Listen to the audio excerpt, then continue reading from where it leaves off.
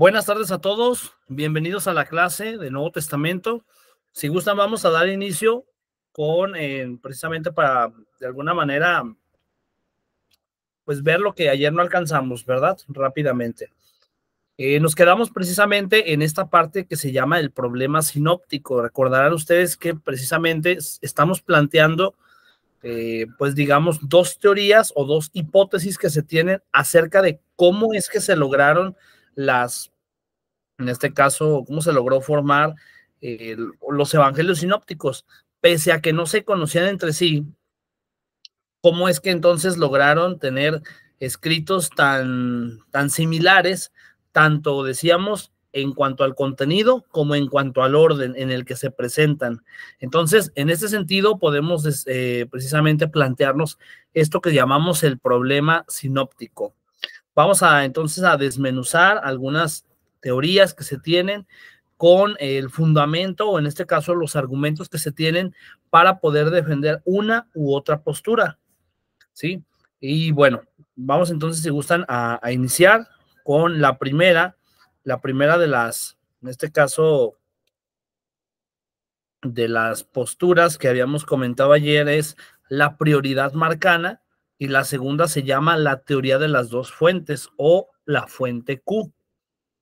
Entonces, primeramente vamos a iniciar con la primera teoría que se tiene acerca de la formación de los sinópticos, que se llama la prioridad marcana. Bien, voy a pedirles en esta ocasión que me hagan el favor de participar con la lectura, precisamente para poder hacer un poco más interactiva la clase. Entonces, esta primera diapositiva le tocaría a Teresa Carmona. Si nos hace favor de leer, Teresa, por favor, en voz alta. Sí, maestro, con gusto. Gracias. Número 1. La prioridad marcana. Es la hipótesis de que el Evangelio de Marcos fue el primero en escribirse de los 3 evangelios sinópticos y fue utilizado como fuente por los otros 2, Mateo y Lucas. La prioridad de Marcos ha sido aceptada por la mayoría de los estudiosos desde finales del siglo XIX y constituye la base para la ampliamente aceptada teoría de las dos fuentes. Así es. Entonces, el primer detalle que me gustaría comentar a raíz de lo que acabamos de escuchar es que Marcos, si ustedes se fijan, de todos los evangelios sinópticos es el más corto, con apenas 16 capítulos, ¿verdad? Entonces, eso para empezar. Esto nos habla precisamente de que Marcos fue, o pudo haber sido en este caso, el texto base para que después los demás le añadieran un poco más de relatos que no vienen en Marcos. Sin embargo, ese sería como el primer punto. Ahora, dice aquí que la mayoría de los estudiosos lo han aceptado, pero esto ocurrió apenas a finales del siglo XIX, es decir, todo el tiempo se creyó que Mateo había sido el primer evangelio escrito. De hecho, si se fijan en nuestras Biblias, precisamente en ese orden viene, ¿no? Primero Mateo, luego Marcos, Lucas, etcétera. Entonces, fue hasta recientemente, en el siglo XIX, cuando se dio a conocer esta situación, que en realidad más bien Marcos fue el primer evangelio que se escribió, ¿sí? Entonces, de hecho, si nos vamos a la cronología, no sé si recuerdan que habíamos visto en clases pasadas esto de la cronología de los evangelios. Si nos vamos un poquito hacia atrás, voy a dar muchas diapositivas hacia atrás. Nos vamos a ir muy, muy atrás para poder recordar cuando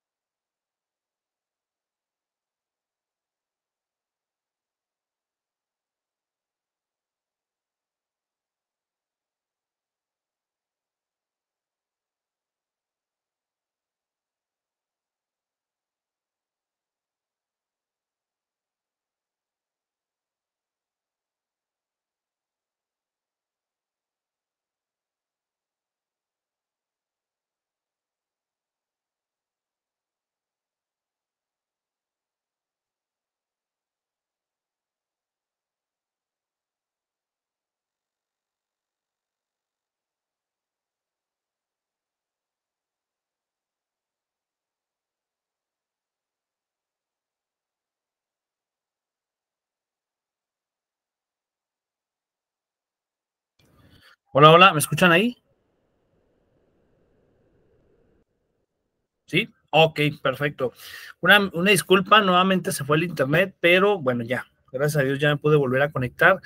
Les comentaba entonces que podemos ver en la imagen que tenemos en pantalla precisamente un vitrolero que dice Marcos, el vitrolero que tenemos a la izquierda de la imagen se llama Marcos.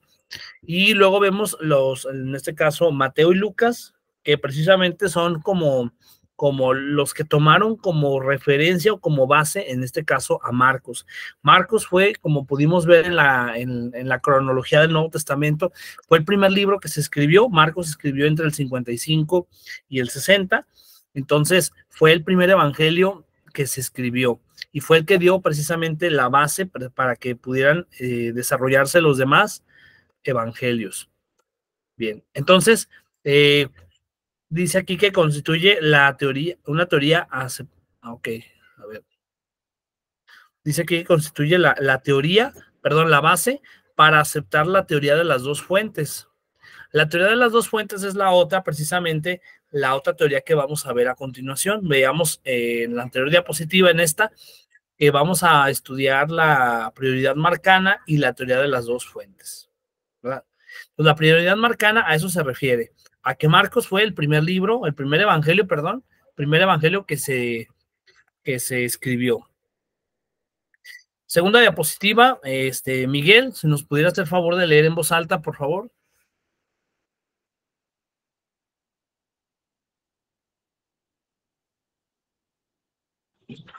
Perdón, vengo manejando, perdón.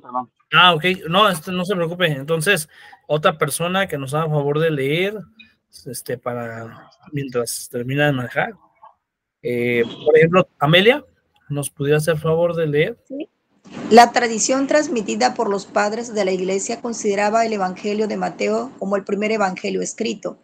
Esta visión de los orígenes del Evangelio, sin embargo, comenzó a ser cuestionada en el siglo XIX, cuando Godot Christian Storr propuso en 1786 que Marcos fue el primero en ser escrito.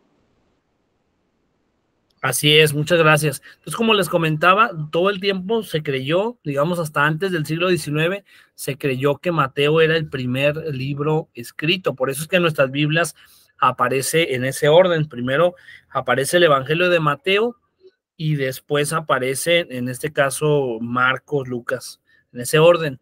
Sin embargo, este autor que tenemos ahí en la imagen, precisamente les puse ahí la imagen de Storr, Christian Storr, fue quien postula esta hipótesis de que Marcos fue en realidad el primero de los evangelios que se escribió.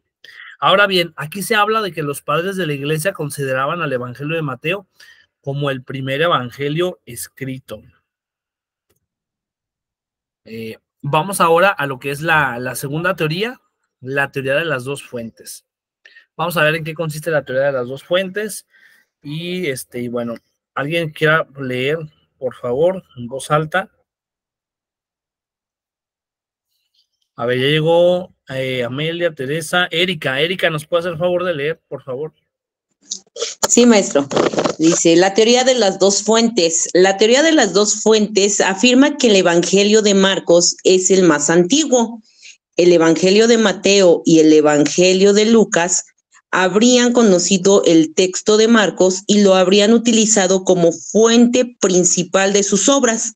Esto explicaría por qué los tres evangelios sinópticos son tan semejantes en su estructura e incluso en su lenguaje. Entonces, como vemos ahí en la imagen, precisamente Mateo y Lucas tomaron como referencia a Marcos, ¿verdad? Ya habíamos hablado en la prioridad marcana que Marcos fue el primero que se escribió y en este caso Mateo y Lucas toman como referencia a Marcos. Y por eso dice aquí que son semejantes en su estructura, ¿verdad? Es decir, en cuanto al orden de los acontecimientos o de los relatos, como también en su lenguaje, en muchas de las palabras o incluso del vocabulario que se utilizaba, son semejantes precisamente Mateo, Lucas y Marcos. Bien. Ahora, Mariana Franco, que creo que no había estado en clase con nosotros, puede leer, por favor, donde dice para explicar.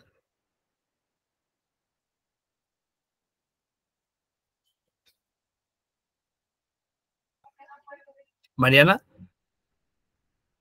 Sí, profe, perdón. Sí, no se preocupe. Buenas tardes a todos. Buenas tardes. Para explicar los materiales en que coinciden Mateo y Lucas y que no se encuentran en Marcos, se postula una segunda fuente, conocida por estos dos evangelistas. Ay, perdón, es que andaba corriendo. Pero no por Marcos, que Mateo y Lucas habrían utilizado de forma independiente para completar la narración marcana. Esta fuente debería ser una colección de dichos de Jesús sin una conexión narrativa entre ellos. Johannes Weiss, en 1890, propuso denominar a esta fuente con la letra Q de Quelle, que en alemán significa fuente. Muchas gracias. Entonces lo que aquí podemos ver es que, a ver, en la anterior diapositiva ya dijimos que Mateo y Lucas le copiaron a Marcos, le copiaron, digamos, pues, tanto la estructura como el lenguaje, es decir, los relatos que contaba Marcos, sí se los copiaron Mateo y Lucas, pero también lo que dice esta otra diapositiva es que hay otros textos, aparte de los que ya contiene Marcos, otros textos que Mateo tiene, ¿verdad? Mateo tiene y Marcos no los tiene. O sea, si Mateo le copió a Marcos y Lucas le copió a Marcos, porque es que además de los textos en los que sí coinciden, ¿por qué además tienen otros textos? Bueno, estos otros son tomados de lo que se conoce como la fuente Q. Dice aquí, explica muy claramente que no se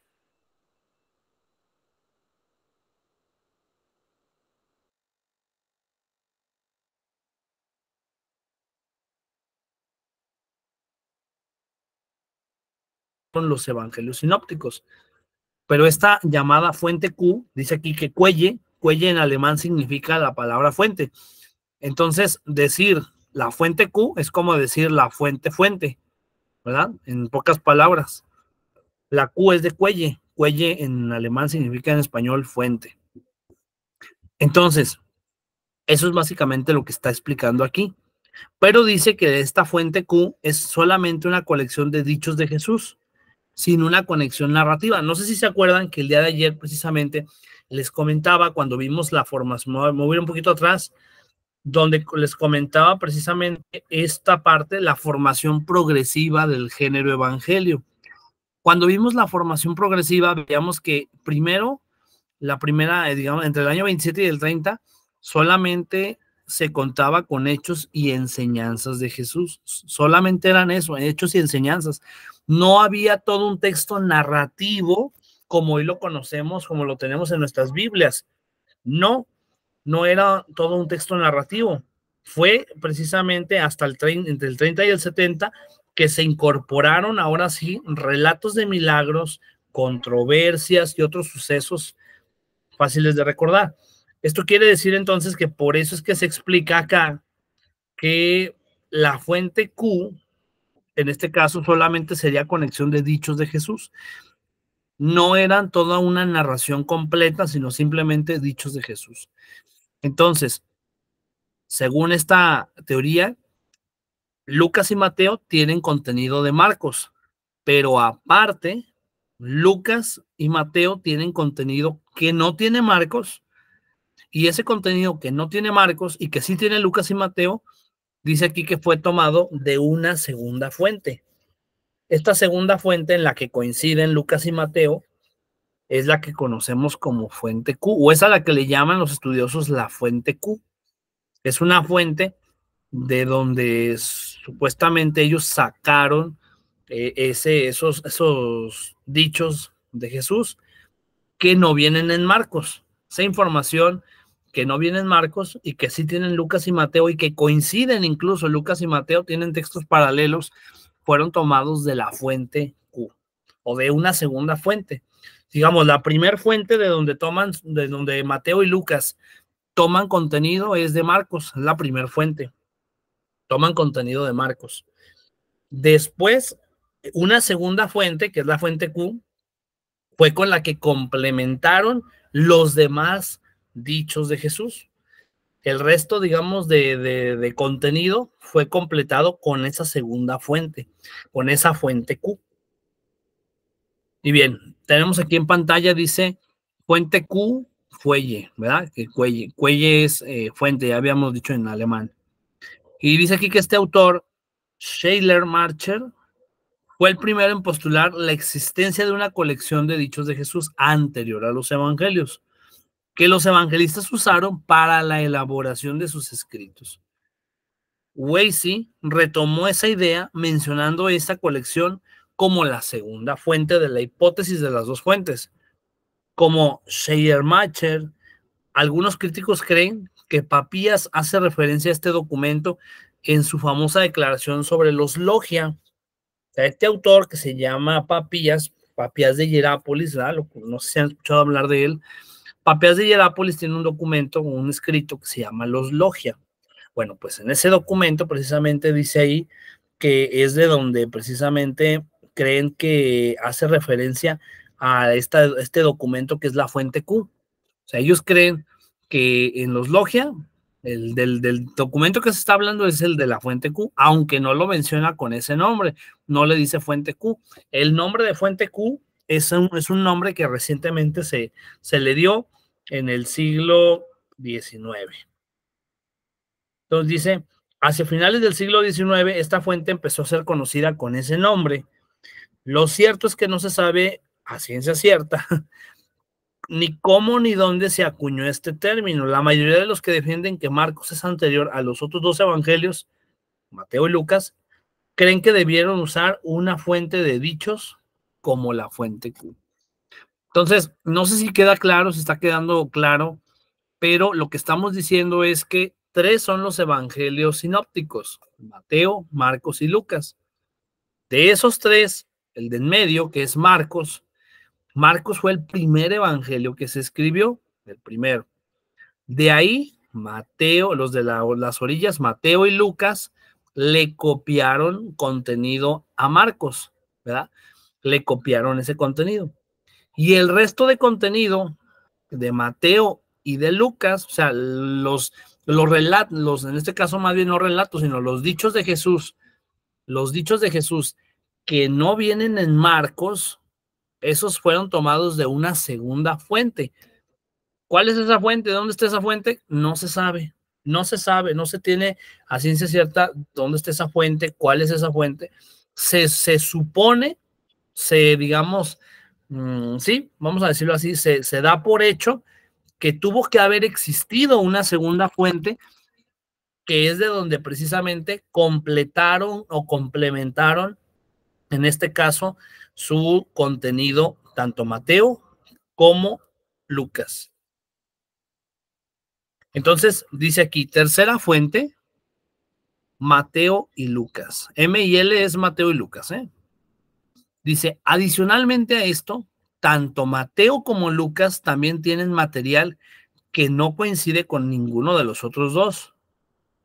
Los académicos llaman M al material único de Mateo y L al material que solo aparece en Lucas. O sea, a ver, para ser más claros, para que no nos hagamos tanto bolas, por eso les puse ahí esa imagen. Estamos diciendo que Marcos da origen, por decirlo así, a Mateo y a Lucas. Pero al mismo tiempo estamos diciendo que hay algunos textos, algunos más bien dichos de Jesús, en los que Mateo y Lucas sí coinciden. Y aparte de ese contenido en el que sí coinciden, ¿verdad? Coinciden en el contenido de Marcos, coinciden también en algunos otros pasajes, que son los de la fuente Q. Pero aparte de eso, Mateo y Lucas, por separado, cada uno tiene ciertos textos que no vienen en el otro. Por ejemplo, en Lucas podemos encontrar los evangelios de la infancia, ¿no? Cosa que no vamos a encontrar más que exclusivamente en Lucas, solo en Lucas. Solo en Lucas vamos a encontrar los evangelios de la infancia. En Mateo viene una genealogía que es muy diferente, ¿verdad? Que sí, ciertamente la genealogía termina diciendo que nació del esposo de María, nació de María, la esposa de José. Pero es todo lo que dicen, o sea, no, más allá no nos da un relato como Lucas, que nos dice todos los detalles acerca de la infancia de la vida de Jesús.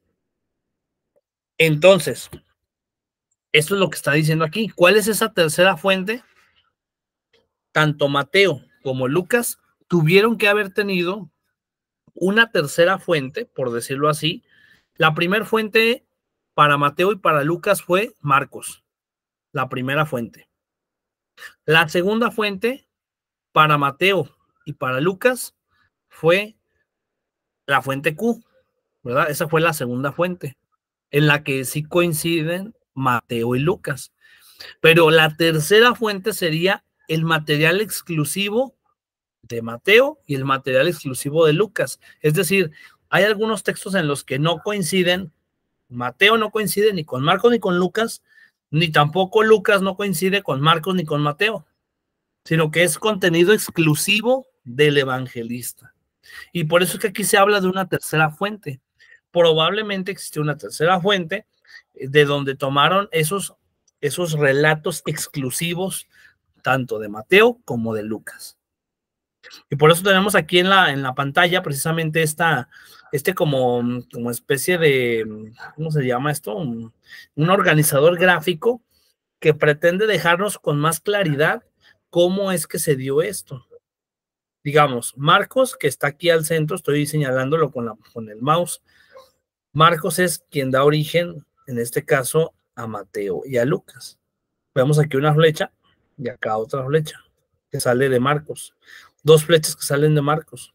Marcos fue la primer fuente de Lucas y de Mateo. Luego, la segunda fuente vendría a ser, en este caso, la fuente Q en la que coinciden tanto Mateo como también Lucas. ¿Se fijan? De la fuente Q salen dos flechas, esta y esta otra, que sería como la segunda fuente tanto para Lucas como Mateo. Y luego aparte está la tercera fuente, que son los relatos exclusivos de Mateo. Mateo tiene sus relatos exclusivos que no coinciden, repito, con Marcos ni con la fuente Q, ni también Lucas tiene sus relatos exclusivos que no coinciden ni con Marcos, ni con la fuente Q, ni con Mateo, no coinciden, sino que son relatos exclusivos. En este sentido, esta sería como la tercera fuente. Y bien, aquí un resumen de lo que acabamos de ver. Les comento, en un primer momento nos puede parecer que esto es muy, ¿cómo decirlo? Pues muy revoltoso, tal vez. Yo, la verdad, cuando era estudiante, recuerdo que la primera vez que me lo explicaron, híjole, fue complicado, fue difícil, pero quizá para ustedes no se les hace tan difícil, ¿verdad? Pero a mí sí se me complicaba. Por eso estoy queriendo poner aquí esta diapositiva, que precisamente viene a ser como un resumen, por decirlo así, de lo que acabamos de decir. A ver, número 1 dice: es escrito el Evangelio de Marcos primeramente. Esa es como la base donde partimos hace un momento, lo que le llamamos la prioridad marcana. El Evangelio de Marcos es el primero que se escribe. Número 2, Mateo y Lucas tomaron contenido de Marcos. Es decir, Mateo y Lucas le copiaron a Marcos. Y en ese sentido, para Mateo y para Lucas, Marcos fue su primera fuente. O sea, fue la primera fuente, fue el primer lugar de donde ellos sacaron información para escribir sus propios evangelios de Marcos. Por eso se considera que Marcos fue su primera fuente. Luego viene lo que es Mateo y Lucas. Mateo y Lucas toman con contenido que no viene en Marcos. Ese contenido que no viene en Marcos, pero que sí coinciden Mateo y Lucas tienen contenido que sí coincide, es lo que le llamamos la fuente Q. La fuente Q. ¿verdad? O esa segunda fuente, donde, repito, Mateo y Lucas ahí sí coinciden. Luego, Mateo dice en el número 4 que tenemos en pantalla, dice, Mateo tiene contenido exclusivo que no aparece en los demás. Y digamos, ese material exclusivo le llamamos fuente M. Y el material exclusivo que tiene Lucas y que no se repite con ningún otro evangelio se llama fuente L, que sería en este caso el contenido exclusivo de Lucas. Esta sería, tanto para Mateo como para Lucas, su tercera fuente, ¿verdad? Aquí esta sería la tercera fuente de información de donde ellos sacan para escribir su contenido. Entonces, ahí tenemos básicamente un resumen de cómo están, en este caso, cómo están las tres fuentes que se emplean, se utilizan para la elaboración de los evangelios sinópticos. Bien, hasta aquí alguna pregunta, duda, algún comentario que quieran hacer.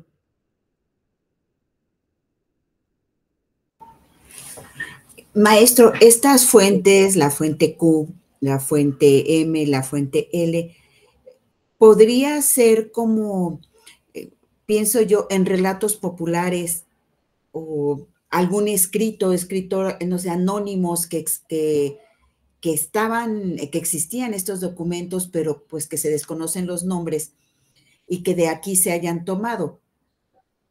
Así Sí. como una, ¿cómo se le puede decir? Como cultura popular o como, pues no sé, de esas tradiciones que existen, están escritas, pero bueno, pues realmente no se sabe quién fue quien se tomó la delicadeza de estar escribiendo, pues. Exactamente. Sí, sí pudiera ser, claro que sí. No es,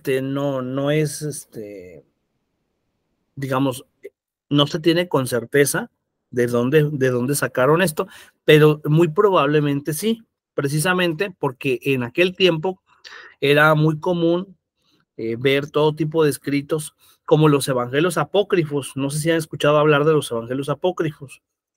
Los evangelios apócrifos, con todo y que mucha gente le da una connotación negativa, sin embargo, fueron escritos con muy buena intención. La intención del autor en su momento era precisamente el dar a conocer la vida y obra de Jesús. Entonces, de repente, haya ciertos escritos o incluso tradición oral, que pudo haber sido tomada como base para escribir, en este caso, esos textos que son exclusivos de Mateo y de Lucas. Entonces, mi respuesta sería que sí, muy probablemente sí. No tenemos una certeza, lo repito, pueden buscar ustedes, solamente es una teoría de cómo se pudieron haber formado, en este caso, de hecho es la teoría actualmente más aceptada, ¿verdad? Por los teólogos, lo último que se tiene, pero ciertamente se desconoce en este caso de dónde, en concreto, de dónde salieron. Sí se tienen los códices que ya habíamos mencionado, códice sinaítico, vaticano, alejandrino, pero a fin de cuentas, estos códices son precisamente escritos de lo que ya estaba formado. Y aquí estamos hablando apenas de cómo se formaron, en este caso, los textos como los conocemos ahora, así de manera completa, con sus, pues ahora sí que con sus capítulos. Claro, no decimos con la separación de versículos y capítulos, pero sí la obra completa. Entonces, poco a poco se pudieron haber ido formando y las teorías que se tienen son estas. En concreto, son las dos que ya había mencionado. La primera es la prioridad marcana y la segunda es la teoría de las dos fuentes. Que si nos fijamos, esta teoría de las dos fuentes en realidad termina postulando tres fuentes, no dos, sino tres. La primera, como dije, es Marcos. Marcos es la primera fuente. La segunda es la fuente Q, donde Mateo y Lucas coinciden en contenido. Y la tercera fuente sería el material exclusivo tanto del evangelista Mateo como del evangelista Lucas. Esa vendría a ser la tercera fuente. Entonces, esa teoría de las dos fuentes en realidad termina siendo de las tres fuentes, aunque su nombre es teoría de las dos fuentes o de la fuente Q, ¿verdad? Ya decíamos, porque la palabra o la Q, esa Q es de la palabra Quelle, que en alemán significa fuente, precisamente. Bien, ¿alguna otra pregunta, comentario o algo que quieran comentar, quieran decir antes de pasar a lo siguiente? No, bueno, entonces vamos a lo que sigue. Vamos a ver a continuación lo que se llama el itinerario que siguen los sinópticos, ¿verdad? El itinerario, es decir, más o menos qué recorrido le dan. Y podemos ver aquí que Mateo, Marcos y Lucas estructuran el ministerio de Jesús en relación con una secuencia geográfica general. Digamos, en general coinciden con esta secuencia que tenemos aquí. De hecho, les puse ahí el mapa para que nos demos una idea un poco más, tengamos una idea más clara de cómo es el recorrido que nos presentan los evangelios. En primer lugar, comienzan hablando del ministerio de Jesús en Galilea. Tenemos aquí en el mapa, en pantalla, Galilea aparece al norte del mapa, en la parte de arriba. Entonces, comienza ahí, recordemos, fue el bautismo del Señor, y después del bautismo del Señor comienza, en este caso, el ministerio de Jesús en Galilea. O, por ejemplo, en el caso de Mateo, presenta que Jesús estuvo en el desierto 40 días y 40 noches, vienen las tentaciones, supera las tentaciones y comienza su ministerio, ¿verdad? Comienza el ministerio de Jesús. ¿Dónde comienza? Pues en Galilea. Generalmente comienza en Galilea. Luego dice, número 2, la retirada hacia el norte, con la confesión de Pedro como clímax y punto de transición. Entonces se da hacia el norte la retirada. Se retira un poco de Galilea. Número 3 dice, el ministerio en Judea y Perea. ¿Dónde está Judea y Perea? A ver, ¿ya lo localizaron? Perea, aquí está en color rosita, a la derecha del mapa, por decirlo así. Y Judea un poco más hacia abajo, acá de color verde, alcanzamos a ver Judea. Entonces, de estar en el norte, ellos bajan hacia el sur, a Perea y a Judea. Dice, ya de camino hacia Jerusalén, o sea, de alguna manera, poco a poco se fueron encaminando hacia Jerusalén. Y luego dice, por último, el ministerio final de Jesús en Jerusalén, cuando vemos que precisamente Jesús les dice, tengo que ir a Jerusalén, y les empieza a platicar lo que le va a pasar. Él comienza a hablar precisamente de que va a tener que precisamente estar frente a los sumos sacerdotes y que lo van a despreciar y que lo van a escupir y se van a burlar de él y bueno, todo esto que ya sabemos, ¿no? Y finalmente Jesucristo el Señor pues es apresado y torturado y finalmente muerto en la cruz. Entonces, de manera general podemos decir que este es el itinerario geográfico que siguen los evangelios sinópticos, más o menos. Dice aquí, por ejemplo, en el número 3 vemos, dice, menos claro en Lucas. En Lucas no vemos con mucha claridad este ministerio de Jesús en Judea y Perea. Sin embargo, en general podemos decir que ese es el itinerario que ellos siguen.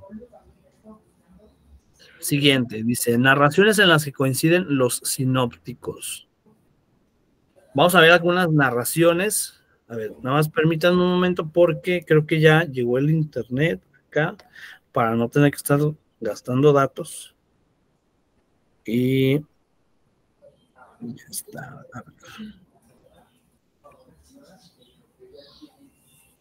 El mismo departamento de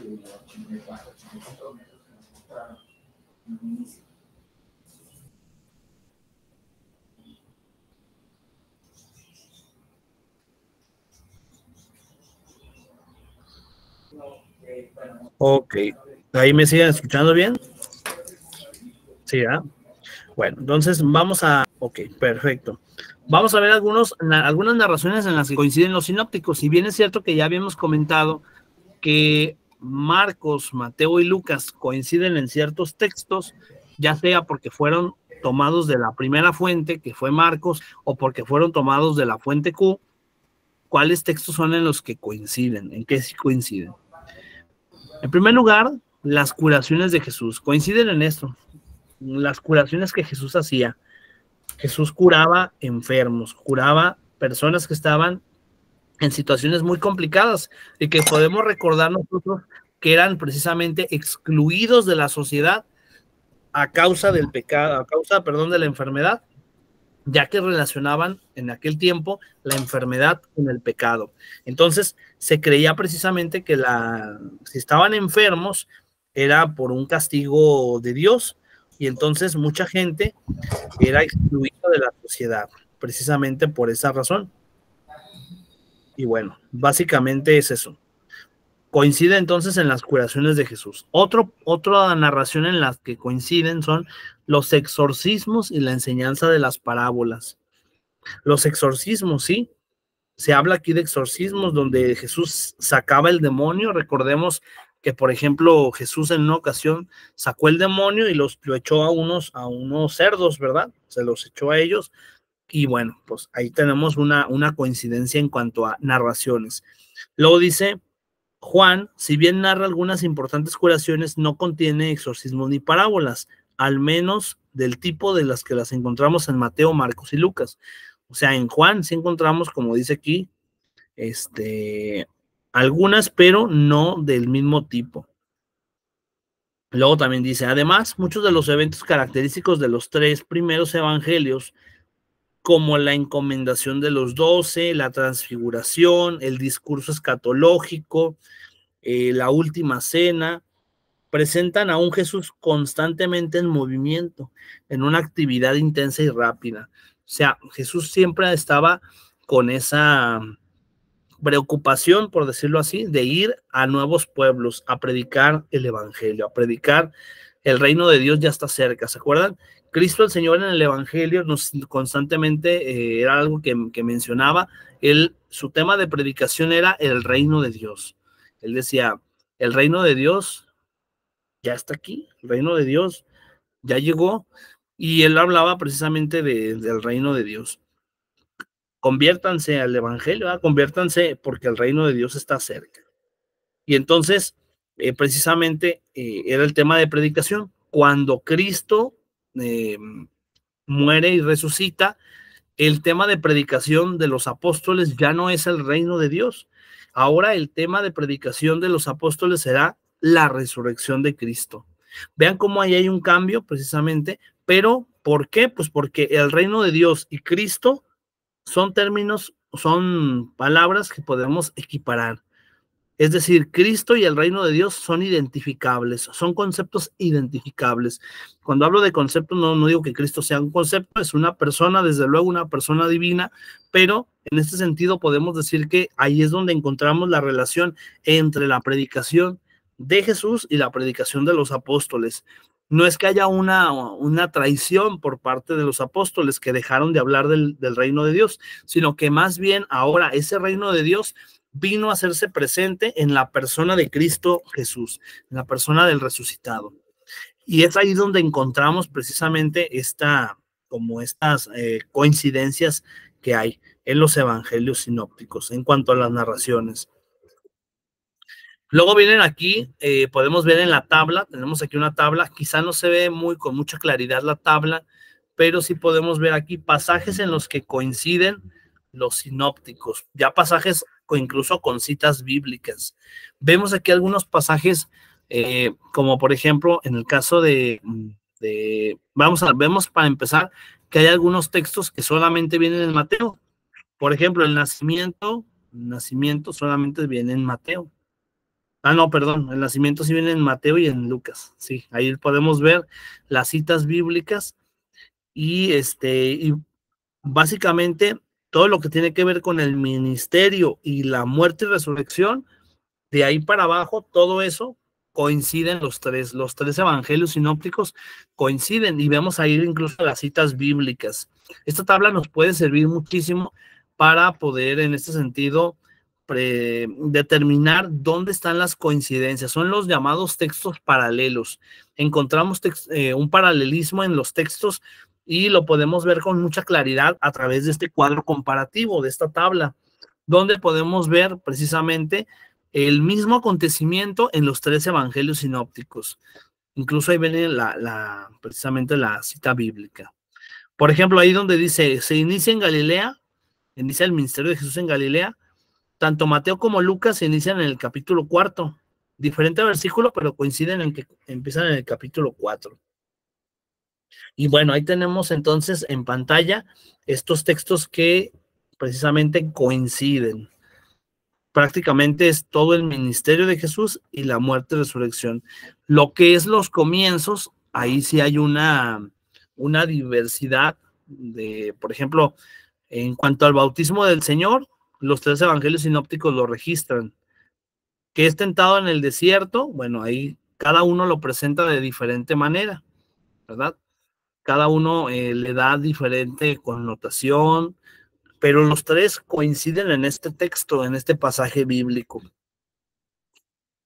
La anunciación, por ejemplo, solamente la encontramos en Lucas, que es precisamente lo que les comentaba hace un momento, ese contenido que es propio y exclusivo de Lucas, como es el caso de la anunciación. Solamente la encontramos en Lucas. O, por ejemplo, donde dice que caminando sobre el agua, Jesús caminando sobre el agua no lo vamos a encontrar en Lucas, solamente en Mateo y en Marcos. Y ahí podemos ver nosotros en la tabla precisamente digamos, los diferentes textos bíblicos, los pasajes bíblicos y la coincidencia que hay en los 3 evangelios. Bien, vamos ahora a lo que se llama un apéndice, que serían los evangelios apócrifos. Yo creo que muchas de las veces escuchamos hablar de los evangelios apócrifos y a veces más por morbo queremos conocer qué hay ahí en los evangelios apócrifos. Que luego decimos, es que la iglesia los ha prohibido, la iglesia los oculta. No, la iglesia no los oculta. Tan es así que tú los puedes conseguir en cualquier librería. Vas a una librería Porrúa, por ejemplo, a la librería Porrúa, y te los venden y a un precio bien barato. Eso quiere decir que los evangelios apócrifos no son, para empezar, no son malos, ¿verdad? Quitémosle esa connotación negativa de que son malos. No, no son malos. ¿Qué son los evangelios apócrifos? Por si alguien no tiene noción de a qué nos estamos refiriendo.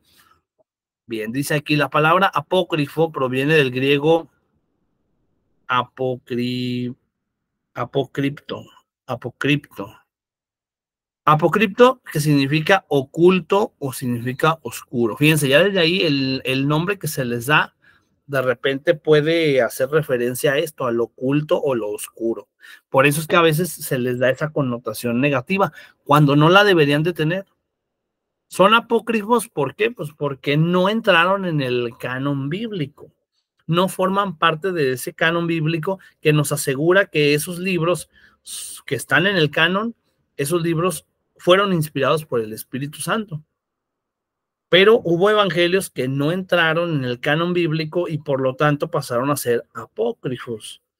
Pero no es que sean malos en sí. Luego dice, se refiere a los evangelios que no fueron incluidos dentro del canon bíblico del Nuevo Testamento. Entre esos manuscritos se encuentran los manuscritos de Nag Hammadi. Y vemos ahí en pantalla precisamente cómo lucen algunos manuscritos que se tienen de esos apócrifos, unos códices, precisamente ahí. Dice ahí, imagen del códice 2 de Nag Hammadi, que muestra el final del evangelio apócrifo de Juan y el comienzo del evangelio de Tomás. Hay un evangelio apócrifo de Tomás, un evangelio apócrifo de Juan. Bueno, pues esos evangelios, muchos de ellos todavía se conservan incluso también en códices. Se tienen todavía ahí los códices. Algunas características de estos evangelios apócrifos. Número 1 dice, relatos con abundante fantasía. Fíjense, esta es una característica que abunda mucho en la literatura de los apócrifos, la abundante fantasía. Es decir, si bien es cierto que en los evangelios del canon bíblico, Mateo, Marcos, Lucas y Juan, de repente podemos ver algunos pasajes donde se hacen milagros, donde de alguna manera se ¿cómo decirlo? Pues de alguna manera se extralimitan las leyes de la física, ¿verdad? Por ejemplo, vemos a un Jesús caminando sobre el agua, cosa que pues para nosotros es impensable, que cualquiera de nosotros lo hiciera, es impensable. Y de repente vemos a un Jesús, por ejemplo, convirtiendo el agua en vino, y vemos una serie de situaciones que de repente nos podrían hacer creer que se trata de fantasía. Sin embargo, los evangelios apócrifos pecan, por así decirlo, de abundante fantasía. No estoy diciendo que sea fantasioso los milagros de Jesús. No estoy diciendo eso. Simplemente estoy diciendo que si de repente nos cuesta creer ciertas cosas, nos cuesta, o tal vez no es correcto decir creer, nos cuesta entender cómo es que Jesús logró esto. Digo, decimos de antemano, pues es Jesús, es Dios. Sí, entendemos que es Dios y que porque es Dios puede hacerlo todo. Eso lo entendemos. Pero desafortunadamente podemos ver en los apócrifos abundante fantasía. O sea, de repente cosas que incluso no eran lógicas. Número 2, milagros más numerosos y extravagantes. Los apócrifos están plagados de milagros y milagros de todo tipo. Como dice aquí, muy extravagantes, donde veíamos convertir una cosa que nada que ver con otra. Por ejemplo, ahí por lo menos el agua y el vino, pues tienen como característica que ambos son líquidos. De alguna manera podría pasar a hacer vino, pero cuando ya nos dicen que, por ejemplo, que una persona se convirtió en animal o lo que sea, pues ahí ya obviamente que ya se cae en los extremos, ¿no? Número 3, doctrinas diferentes de las transmitidas en los evangelios canónicos. Fíjense, esta característica es también muy importante.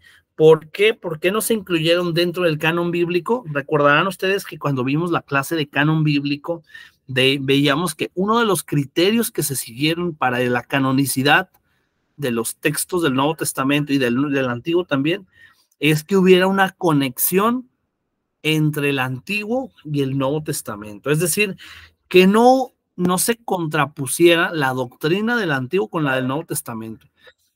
Que no contradijera, vamos a decirlo en una palabra más clara, que no hubiera contradicción entre la doctrina que venían enseñando en el Antiguo Testamento con la del Nuevo Testamento. O que incluso no hubiera un evangelio que enseñara cosas contrarias a los demás evangelios. Entonces, ahí la importancia de conservar, en este caso, la misma enseñanza.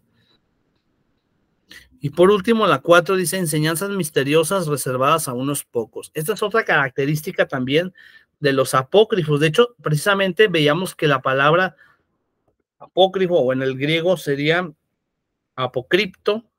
Apocripto significa oculto, oscuro.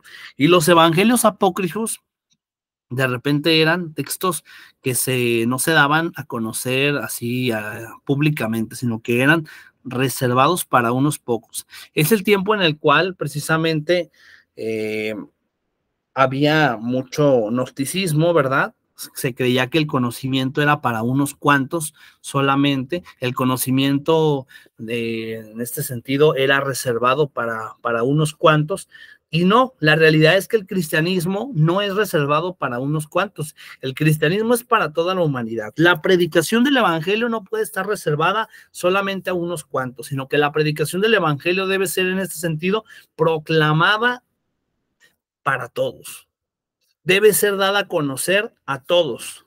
Por eso Cristo nos dice, vayan por todo el mundo enseñando a todas las naciones lo que yo les he mandado, a todas las naciones. Entonces, quiere decir que la enseñanza no puede estar oculta solamente o reservada para unos pocos, sino que debe ser dada a conocer a todos. Por eso es que los evangelios apócrifos en ese sentido fueron descartados también del canon bíblico, ya que tenían que ser conocidos o dados a conocer a todos. Recordarán ustedes que cuando vimos el tema de canon bíblico, veíamos precisamente que una de las características o de los criterios para la canonicidad era el que fueran textos que circularan entre las comunidades cristianas, textos ampliamente conocidos y difundidos en las comunidades cristianas de aquel tiempo. Entonces, si eran textos que no se daban a conocer mucho, que solamente eran reservados a unos pocos, textos que nadie conocía o que muchos desconocían, pues por eso no fueron considerados dentro del canon bíblico, ya que no cumplían con estos requisitos o estos criterios. Bien. Tenemos aquí a continuación un listado largo de los evangelios apócrifos, ¿verdad? Tenemos Evangelio de los Ebionitas, Evangelio de los 12, Evangelio de los egipcios, de Tomás, de Felipe, de Pedro, de Matías, Evangelio de Apeles, dice nacimiento de María, Evangelio de Judas Iscariote, el Evangelio de Eva, fíjense hasta el Evangelio de Eva, Evangelio de Basílides, Evangelio de Marción, etcétera. Aquí tenemos una serie precisamente de evangelios apócrifos, en este caso,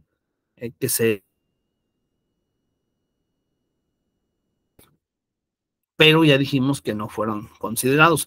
Otra cosa también que me gustaría comentar de los apócrifos es que muchos de ellos, digamos, se dudaba de la autenticidad del autor. ¿Por qué? Porque precisamente se les ponía el seudónimo por ejemplo, aquí dice Evangelio de Pedro. En aquel tiempo era muy común que para darle vigencia o validez a un documento, en este caso un evangelio, le ponían el nombre de un personaje conocido, como en este caso Pedro. Pedro, que fue del grupo de los 12, Pedro, que fue apóstol, y entonces ya poniéndole este nombre, por ejemplo, el Evangelio de Felipe, de Pedro, de Tomás, con eso se pretendía precisamente no engañar, sino más bien darle mayor peso, mayor credibilidad, vamos a decirlo así, más credibilidad a lo que estaba escrito ahí, porque si decían que eso lo había escrito Pedro, pues obviamente que le iban a dar más credibilidad a que si decían lo escribió don desconocido, pues no, obviamente que no le iban a dar la misma credibilidad, en este caso, que si lo había escrito Pedro, Felipe, Tomás, María, Eva, Santiago, etcétera. Entonces, esta fue otra característica también de los apócrifos, en la cual se les ponía nombres, pero los nombres no coincidían con el autor. Se dudaba mucho de la autenticidad del autor, en este caso. Y bien, vamos a dejarle ahí por el día de hoy, porque ya quedan 2 minutos para que termine la clase, para que se puedan conectar a la siguiente hora. Y pero antes de irnos, no sé si alguien tenga alguna pregunta, algún comentario que hacer, algo que decir.